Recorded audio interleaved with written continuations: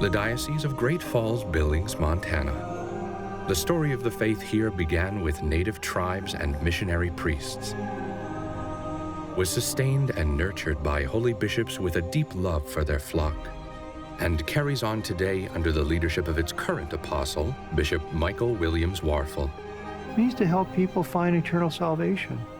There's a lot of different ways to look at that. When people are going through struggles, to help them to get through their struggles, to know that God is with them in Christ, certainly to help them grow in faith.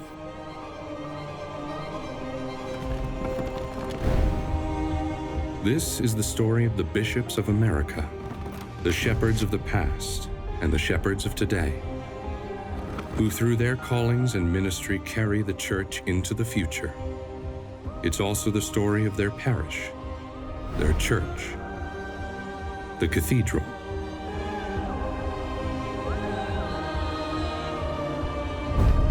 This is The Chair, an exploration of what it means to be an apostle in America.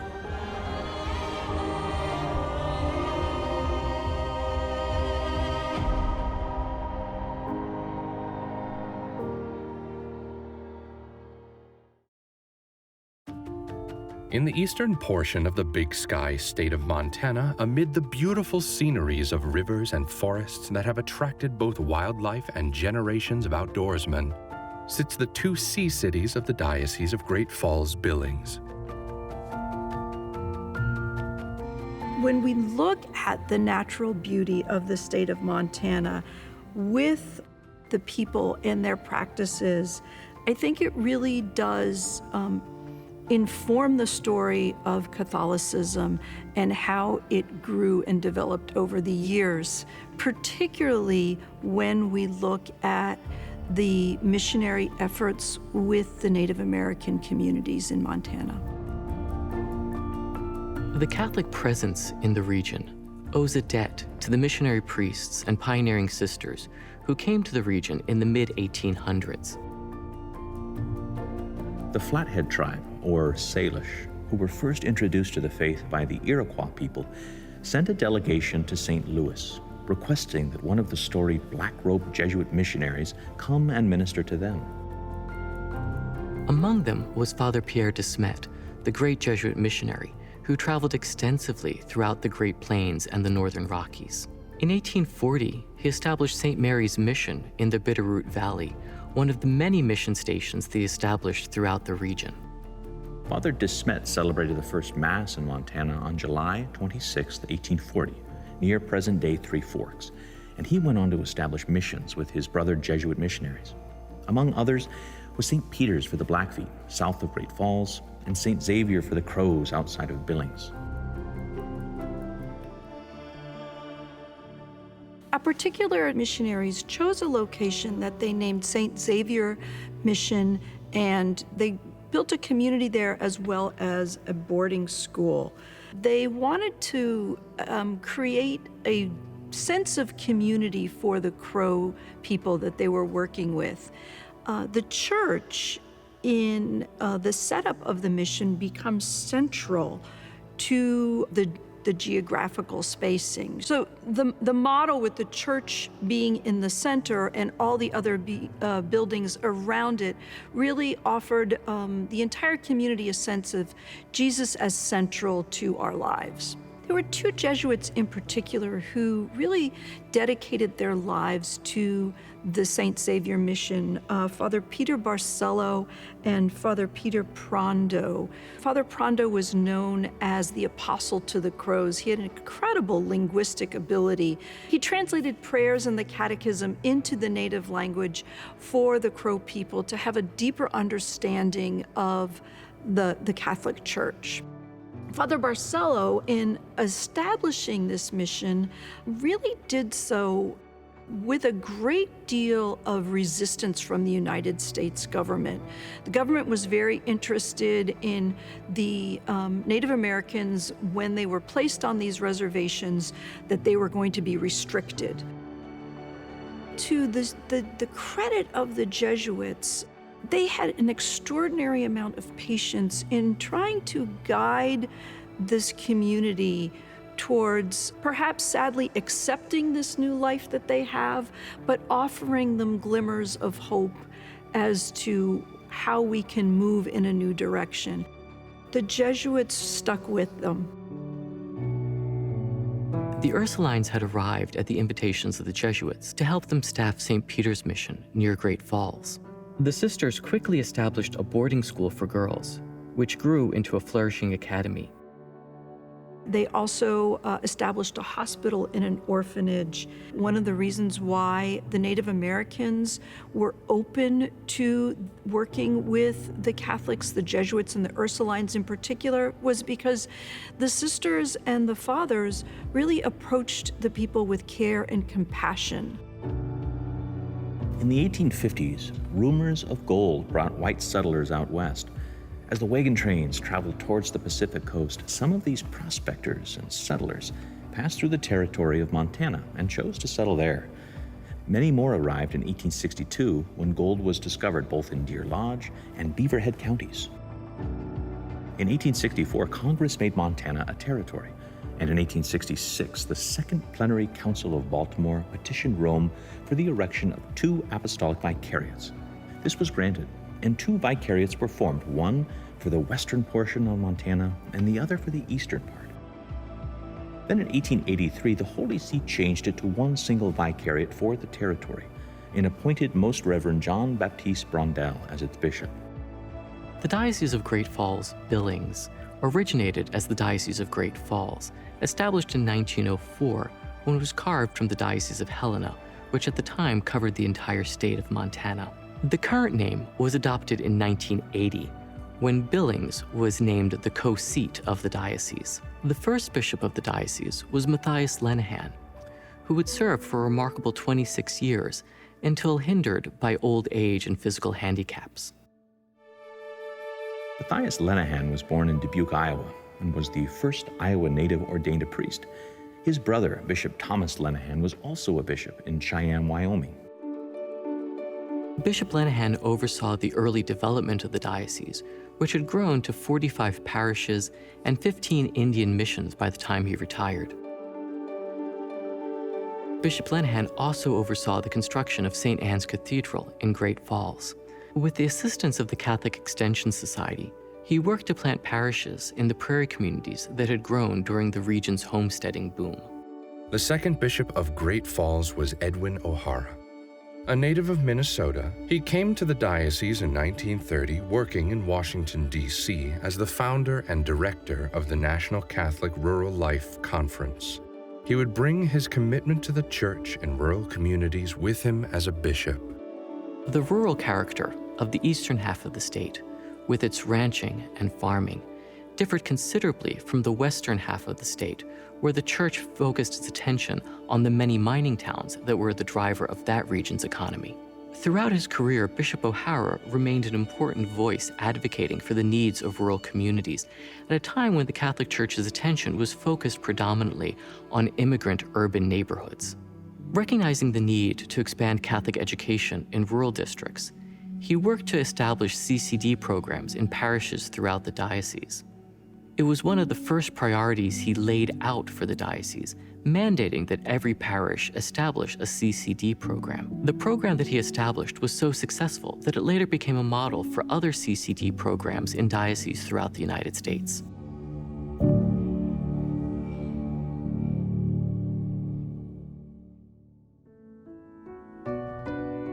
St. Anne's Parish in Great Falls was founded in 1889 when 3 parishioners contributed $3,000 for its construction.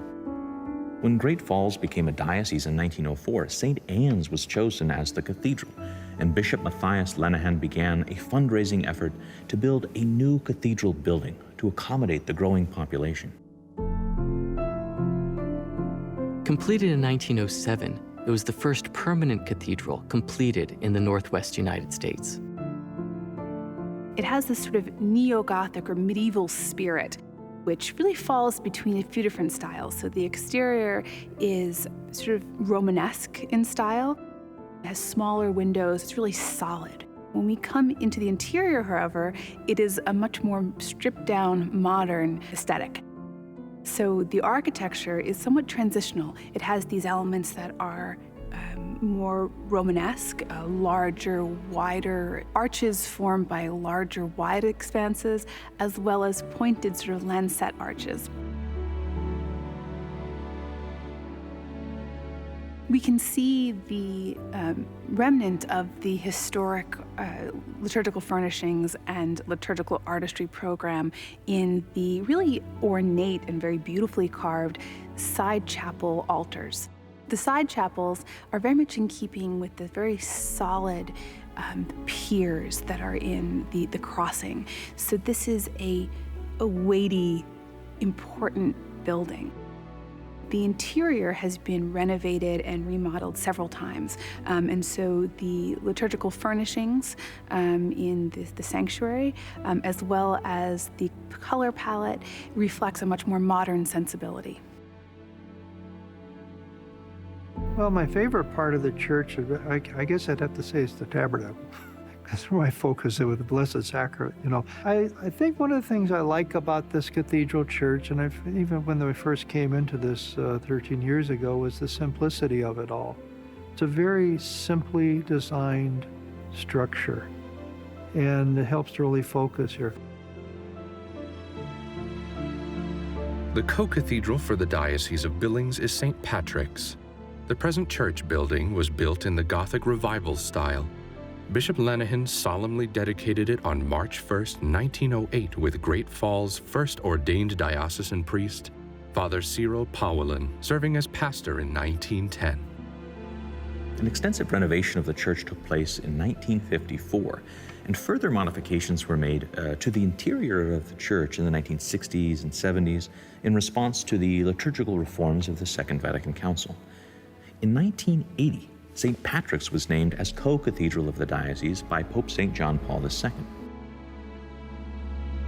The co-cathedral, St. Patrick's. And actually, the architect who did the renovation for this cathedral was the same one who did the renovation for that co-cathedral.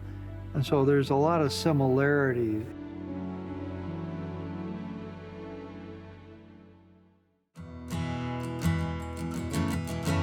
The cathedra or chair inside St. Anne's Cathedral and St. Patrick's Co-Cathedral represents Bishop Michael Warfel's role as the chief shepherd and apostle of Great Falls-Billings. The environment I grew up in was a non-religious environment. There was no outward display of religion in my home growing up. And when I was 11, there was a Lutheran church being built down the street from the home. And I came home and I announced to my mother that, Mom, when that church gets built, I'm going to start going to church there.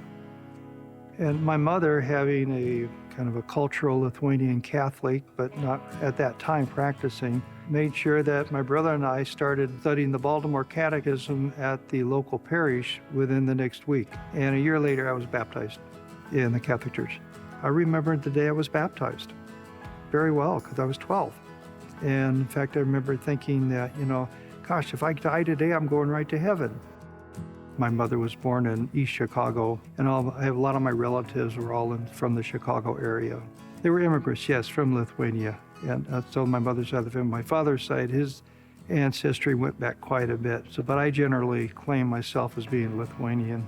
I graduated high school early. I was 17, and I went to Indiana University. And that was a very disastrous experience because I was very immature. I didn't really study, was failing out.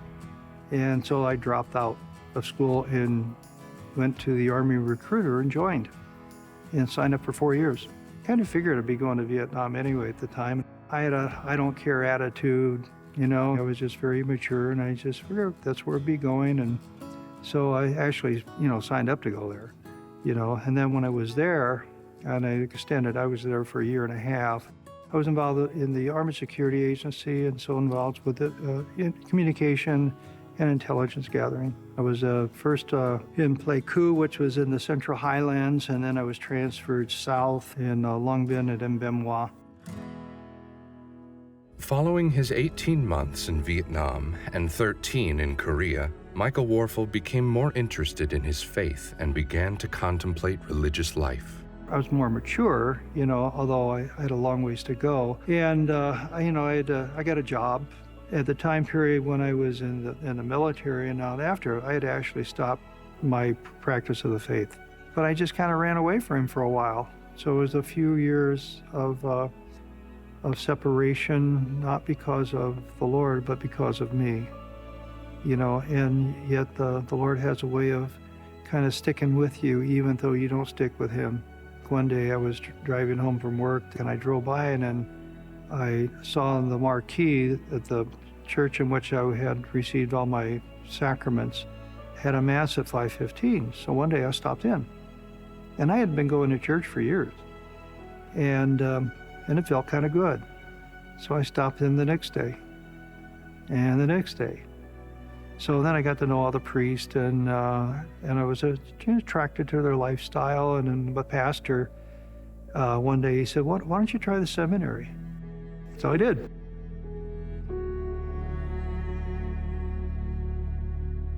Bishop Warfel attended the seminary at Mount St. Mary's of the West in Cincinnati, Ohio, for the Diocese of Fort Wayne, South Bend. But after visiting family in Alaska, he fell in love with the state and transferred dioceses. He was ordained a priest for the Diocese of Anchorage in 1980. I learned to fly when I was a young priest. My pastor was a flight instructor. He would talk about flying at dinner, and the reason I thought about it because I was afraid of flying. I knew I was going to have to do that. He agreed to teach me, and the diocese had 5 airplanes, one of which was a trainer, and then a parishioner said that they would pay for the gas and oil, so I learned to fly for free. When I was a new priest in Anchorage, I was at a parish, and the bishop of Fairbanks arranged for me to cover a parish in his diocese because I could fly directly to it. So I would go to this parish, and so I was a parish associate in Anchorage, and I was a pastor in Fairbanks. I don't know how they worked that out, but that's how they worked it out. But the parish in the small community of McGrath was 515 people with no roads. The only way in and out was either by plane or by on the river, with the Kuskokwim River. But I was in other places too. I was a pastor in Wasilla, Alaska for just short of 5 years. And then I was in Kodiak, Alaska. And then, of course, I went back to Anchorage. There's another priest that was living in residence, and the phone wasn't really working in my room. Call came in from my archbishop to the other priest on his cell phone at 5:40 in the morning. The archbishop said, "Go wake him up." He knocks on the door, I get up, and I'm barely awake, and he hands me the phone. It's the archbishop. And then he said, "The nuncio would like to speak with you." At that time of day, I'm thinking, what the heck is a nuncio? And so Archbishop Cachavian gets on, and he just said very quickly, after he identified me, asked me my identification, and he said, "The Holy Father has selected you to be the Bishop of Juneau, Alaska. And of course you do accept, don't you?" And that was it. And then after the announcement was done, and then 3 weeks later, I was ordained and installed as the Bishop of Juneau. So it was very fast.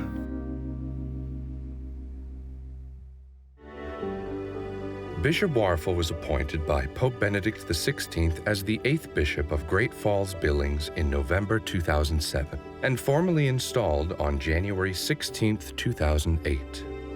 Montana's a beautiful state. It's big. They call it Big Sky Country. There are 2 dioceses here. There's the Diocese of Helena, which is a third of the state, and they have 2/3 of the population and most of the mountain ranges. Eastern Montana, 2/3 of the state, a third of the population, not a facade that people put up in front of themselves. They're just real, but they're just really the salt of the earth people. Really down to earth, and what you see is what you get. I very much have to trust and do trust in the priest of the diocese, helping them to grow, and they pastor them. And I've got a good group of priests here. I have a very good group of priests. I think the pastoral priority always remains the same, and that's evangelization. And that's really at the heart of, I think, what any diocese should be about. And then liturgy, of course, the summit and source of our life as church, and vocations. Those are our three pastoral priorities. And we've begun planning for a diocesan synod.